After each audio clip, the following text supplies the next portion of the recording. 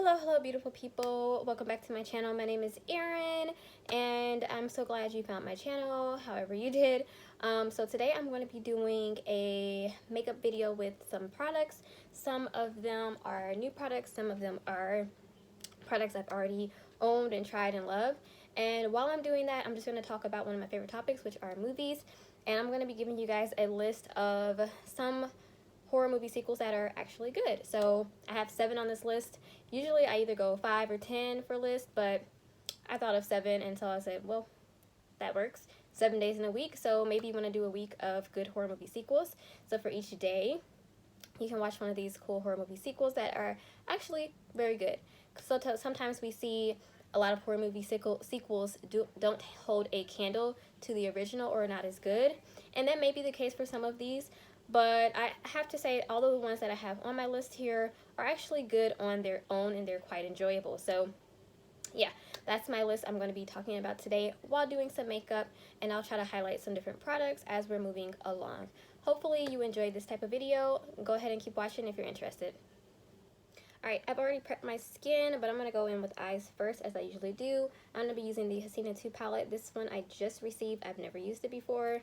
This brand actually is closing forever, so that's why I decided to pick up a palette, because I've always wanted to try this brand. I'm going to start with the J.cat All About That Base primer. So, yeah. When I'm going to start with my list, this is in no particular order, so these are not ranked or anything.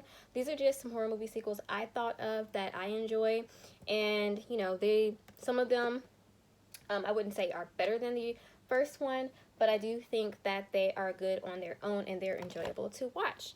So yeah, which makes them good sequels. You know, you don't necessarily have to do the same thing as the original movie, but if you can bring your own flavor to it and still make something that is entertaining to watch, you know, you've done your job for a sequel. So the first one that I have on my list is actually a series of a franchise that I definitely did not grow up watching. In fact, I just watched the first movie last year for the first time, as well as the second movie for the first time last year, and that is the Evil Dead franchise. So Evil Dead 2 is one movie I would say is quite a good sequel. Now, some of these sequels on this list might have a similar tone to the original or the first movie, and some of them, such as the Evil Dead 2, have quite a bit of a different tone. So the thing about this movie is, for the first one, it was more sort of straight horror kind of vibe, scariness, and you didn't really see too much of like the comedy aspect of it in the first one, and as well as the first one being very low budget type of movie. The director is Sam Raimi. I believe that's the correct thing. Sam Raimi, and so he just kind of used what he had and all that good stuff. And so when you get to Evil Dead 2, which I believe he was asked to come back and make this, I don't know for sure if he wanted to make it, but he went in a different tone overall for the movie. So you get much more of a horror comedy for part 2, and even though it is quite a different tone for the entirety of the movie, I would say that it definitely works. So I just put iris in the crease. I'm going to do purple today, so I'm just putting this over the lid. So I would say that the tone for this movie is definitely different, obviously, but I think that it is just as enjoyable as part 1. I think part 1 really set up this sort of type of movie that became very popular, like the cabin in the woods, all this cool imagery and all this good stuff, and it has a cool sort of lore to the franchise. And I think what we get in part 2 is we get to explore more of the Deadites, the book. We get to explore more of the character of Ash, because he's more developed in this one, and this is where we start to see really his personality and sort of all of the wacky things that he gets into, and you really get to see the character that people know and love today. Ash starts really in part 2 more so than part 1. So I would say that this one is an awesome sequel to the Evil Dead, and you know, it depends on what you like. If you love a horror comedy or you love something like this, I enjoyed it. I know some people might not enjoy it, and I think it does certainly is something that's companionable to part one, and it does a good job on its own. So that is the first one on my list. So number one, I guess. Moving on to number two is going to be coming from one of the big three franchises, which is Friday the 13th, and that is Friday the 13th Part 2. And I think Friday the 13th does have some really, not just Part 2, but there are other good ones to mention, sequels in this franchise that actually I would argue is better than the first one. A lot of time, well, the first one was definitely this sort of more low budget movie that definitely made a huge mark on the horror genre, but I think that a lot of other additions to this franchise, you can say, were done even better than part one, the original. And I think part two is an example of, you know, just taking what was good in part one and just really enhancing it, you know, just more going on within the movie. And so I think that's why part two is one that tops a lot of people's list, as well as part four, I think, is one of the best sequels. So for this one, I would have to say part two and part four are really good examples of having a really good sequel. And now the Friday franchise is one that has a lot of sequels that are not so good as well. So that just goes to show that you really should put the effort if you're going to make a sequel to something like Friday the 13th or like any horror movie. Definitely put in the effort to make it iconic, and there should be a reason for having a sequel in the first place. So I think part two definitely does a good job. Now, you know, not counting the sometimes inconsistency within this timeline and how did Jason become a grown person and all of that, I do say that part two is a very good sequel. Part four, I think, is also one that to be mentioned on this list because I think they just did something a bit different and brought something new with adding a kid in the character of Tommy Jarvis. I think that they did a great job with part four as well. And that one also, a lot of people say that's one of their favorite ones as well. So those are two sequels within the Friday franchise that are really good ones to watch. So if you would do the 7-day thing, pick the one that appeals more to you. And they're both good ones to watch. All right, moving on to number three. So number three for good horror movie sequels. So number three on my list comes from another one of the big three, I guess, and that is A Nightmare on Elm Street, the franchise. And the one I'm going to be talking about today is Nightmare on Elm Street 3. I think that I really enjoy part two as well. I really like it. But I think 3 is the one that a lot of people wrangle with, either 1 or 3 being the best in the franchise. And I definitely see why. Number 3 is one of my favorite in the franchise, along with part 1, because of the just tone of it, sort of having these characters that you actually really care about, and seeing how they get their dream powers to fight Freddy. So this one, the premise is we have these students in a psychiatric home or home for kids that have sort of like mental problems and sleep issues, and this is because they are the children of the last of the Elm Street children, and their parents are the ones that, you know, did all this stuff to Freddy, and so that's why Freddy is targeting them as sort of like a revenge. So that's kind of the plot.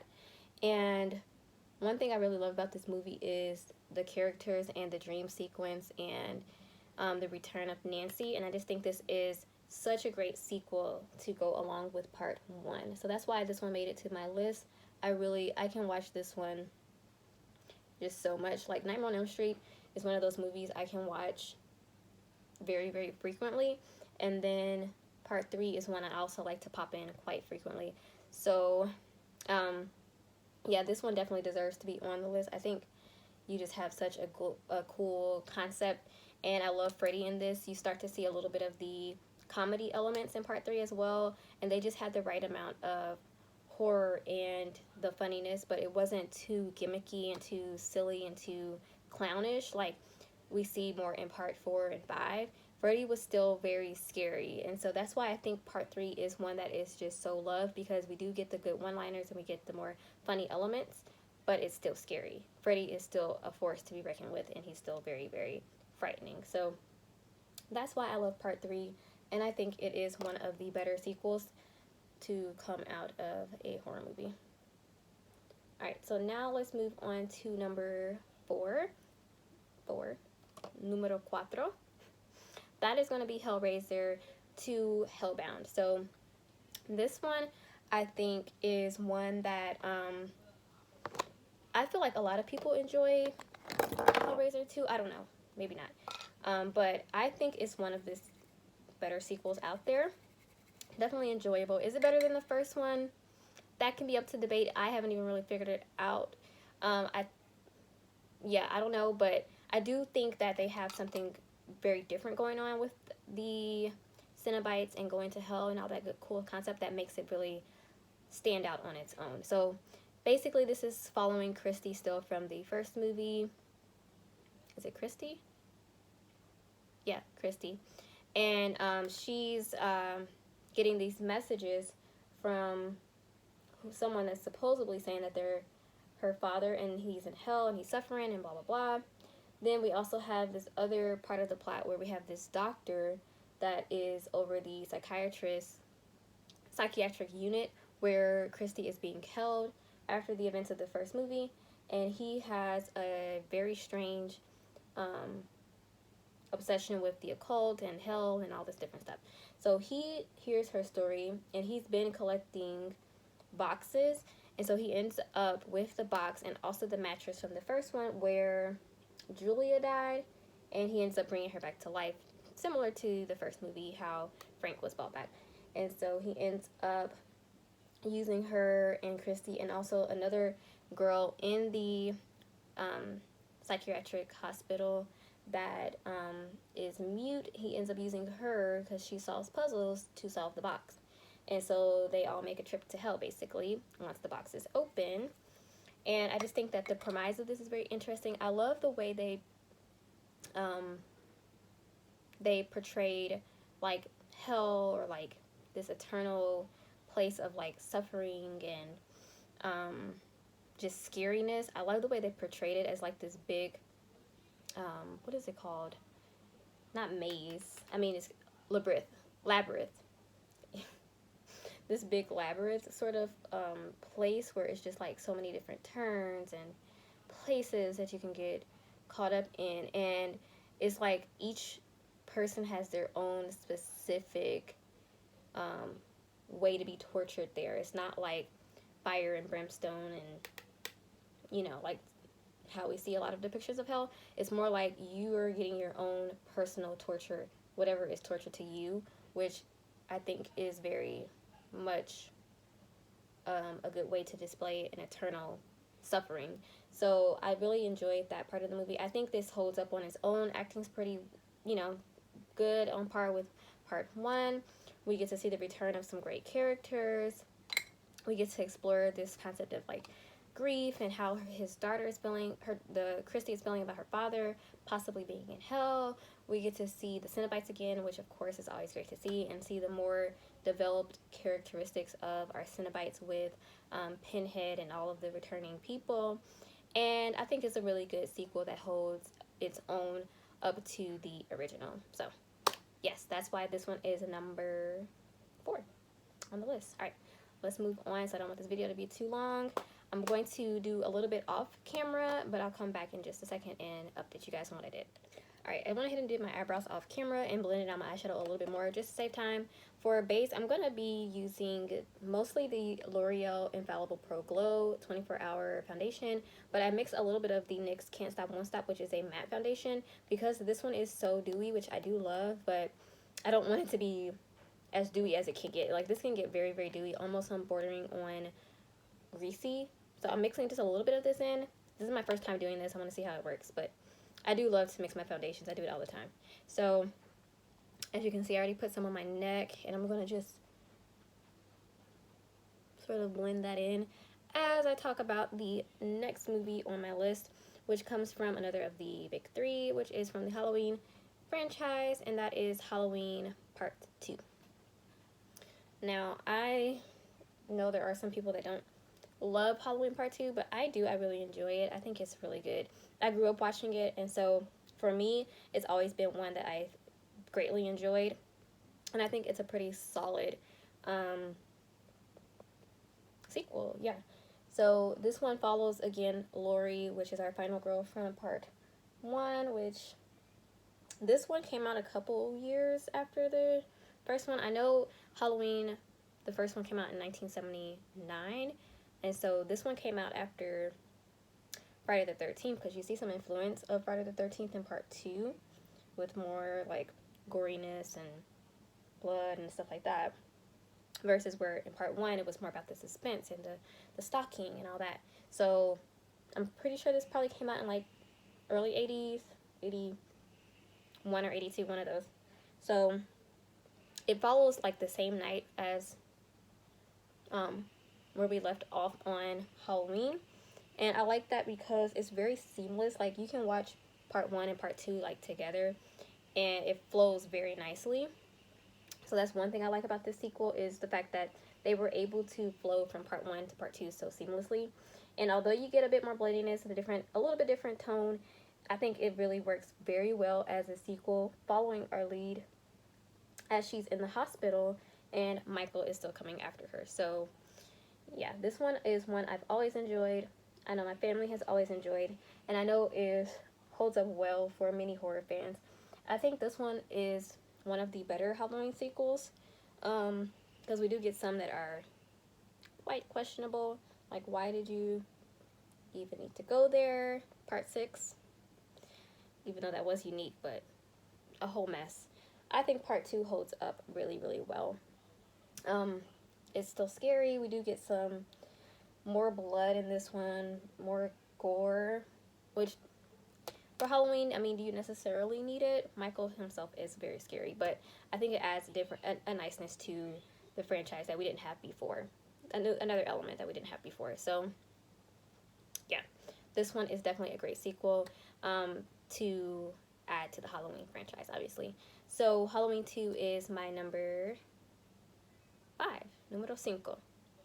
Halloween 2, a very good horror movie. Definitely recommend. Yeah, for me, it's definitely a great sequel, and they do a lot of things right, even if they don't do everything right. Now, is it better than the original? I would say no. I mean, that's a definite answer for me, but I think it does do something different and adds to the franchise, and doesn't really take away and make it, like, it doesn't really make you go like, why did y'all make this? You know what I'm saying? So yeah, Part 2 is good. I think Lori's still good in there. I love that they brought back Dr. Loomis. I like how it's like in a hospital setting, although it could be a bit unbelievable because the hospital is so empty. Like, whose hospital is this? But I do think I like the whole atmosphere of it. It's good. All right, let's move on to number 6. So we're almost done with this list, and I am nowhere near done with my makeup. But yeah, let's go ahead and go on to number 6, which is Child's Play 2. Now, Child Play series is actually a series that has pretty decent sequels, as far as when you're looking at other franchises, and like how some sequels have really just went off the deep end. Now that's not to say all of the sequels are good. I'm looking at Seed of Chucky, like, not good at all. Really not a great movie. But I think Child's Play is one of those series where you see a lot more consistencies with the characters, with the actors, and, you know, everyone that's involved with it. Pretty much most people have stayed on with it. So, I mean, you know, the main people. And so for me, I think Child's Play has some pretty decent sequels within the whole franchise. And I think number 2, Child's Play 2, is one of the ones to be highlighted. I think Part 2 has some really great elements in it, even better than Part 1. I really enjoyed Part 1, though. It's one of my favorites, but I think part 2 really brought some different stuff to it. So in part 2, we're following Andy. He's in a foster home now, and he has a foster sister, and she's kind of very protective of him, and he still thinks that Chucky, which is Charles Lee Ray, which is the killer that's in the doll's body, he still thinks that he's following him, and he turns out to be right. So Chucky has been brought back to life by the toy company, and he's going after Andy to try to, you know, get his soul into Andy's body. And so all of this stuff starts happening to Andy at this foster home, and his foster, you know, the foster dad is kind of very much like a jerk, kind of mean, and we definitely are rooting for Andy as he is just kind of trying to fight this by himself, and no one believes him. And then he eventually does get the help of his foster sister. I think this one is a great installment into the Child Play franchise. One thing I really enjoy about Child's Play 2 is there's a couple of different aspects I really enjoy. We see more of Chucky's personality coming out here, and he just says some really, you know, funny things, and we see how kind of sadistic he is and all this good stuff. I mean, we have some iconic moments. For example, when he came out the closet with the yardstick, or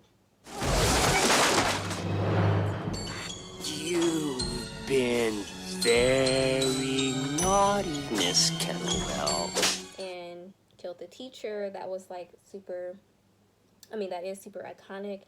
And I think that for many of us, we start to see a little bit of the elements of humor as well in this one that we get more in part 4, it is, yeah, Bride of Chucky. But yeah, Chucky has always had a big personality, but we see it even more here as well. So another thing that I think most people would agree on with this sequel is that the final, the third act is just really, really good. I think it's probably one of the best third acts in the Child's Play franchise. Probably, I would say probably it is, in my opinion, because we're at the toy factory and we have all these different things happening, and it's just very enjoyable to watch this third act for Child's Play 2. So yeah, Child's Play 2 is definitely one that holds a candle to the original. You know, it's up for debate which one is better, but I definitely think that this one is a really great addition to the Child's Play franchise. And I think the sequel shows that you can do a sequel and do it right. Like, you can do a sequel and have it turn out good and have it still connect with your original story, and even have some parts that are better. So there you go. Child's Play 2 is number 6. Número 6. Alright, the last one I have on my list as I go into my blush, I'm going to be using my Fenty Cream Blush from Fenty Beauty, obviously. And it is this purple color in the shade Drama Class. I just recently got this. I used it already once, and I can't say that I love this color on me, but I'm going to give it another chance since I'm doing purple today and see how I don't think it's the best color for my skin tone, but I've always wanted to have a purple blush. So here we go again, trying this out. I think I'm going to use a stippling brush instead, because last time I used my fingers, so I'm going to use a brush this time. Alright, so the last one on my list is going to be Sleepaway Camp Part 2. Obviously, so the sequel to Sleepaway Camp. Sleepaway Camp on its own is not like the best horror movie ever. It does have a really shocking, cool ending, and it could go down as one of the best, like, twisty, shocking endings in horror movies. And I think that part 2, you know, after you have something like that in part 1 as your ending, where do you go for part 2? Like, how do you follow up with that? And how can you follow up with that? So I think what they decided to do with part 2, they went more of the comedy route. Yeah, so that what they did was they got a script that focused more on comedy, not focused more on comedy, but it's a mixture of comedy and horror. And I think it works really well. I enjoy Sleepaway Camp Part 2. This is another series that I definitely did not grow up watching. I just watched both of these for the first time last year. And so for me, when I was going into this, I was like, am I really gonna love this? You know, how am I gonna, you know, is it really as good as people say, or is it really gonna have a good of an ending as people say it does? And I actually did really enjoy the ending of part 1, which was very creepy, very like unsettling. And when I was like, well, how are they gonna do part 2, and how they went into it, approached it, and just did a different tone, I think it works really well. I mean, it's the same with Evil Dead 2. Follow up to Evil Dead with something that's more horror comedy, because really, how can you top the first one? Well, that's the same with this one. You got Sleepaway Camp 2, and they've got a new actress for Angela. Oh God, I'm sorry, I don't remember her name. As you can see, I just always start talking with my videos. I make a list, or I get the idea, and then I just go for it. Probably should do a little more research. But the new actress that does this, Felicity, no, that's the first actress, Felicity Rose. I don't remember her name, but she does such a good job doing, like, being like very creepy and scary, but also being very funny. It works, and I do enjoy Sleepaway Camp 2. I think the fact that they went for a different tone and just did something different really, really does work here. And so, yeah, if you've never seen the sequel to Sleepaway Camp, or if you've never seen any of the movies, period, definitely check those out, because I think the first one and the second one are definitely two to enjoy. Like, just sit down and enjoy it and not just think too hard about your movie. Like, it's just like a camp, typical, not the best acting, but it is very enjoyable. And I think it's one you can definitely do both of them, or just watch the sequel. So, yeah. Another great sequel added to the list. That is all of them that I have to talk about. Now, with Sleepaway Camp, I'm sorry, my brain is jumping. Part 3 I just watched recently, and I did not enjoy that one as much as part 2, but like I said, again, with sequels, you have some winners and you have some that are not so great. So that might be my next video ideal, is talking about horror movie sequels that are not very good, that are not that are bad, basically. So that's going to be my next video probably. If you like this video, please give it a thumbs up, subscribe if you want to see more content from me, and thank you for viewing. I really appreciate it, and I'll check you out in the next video. Be safe. Bye bye. Adios.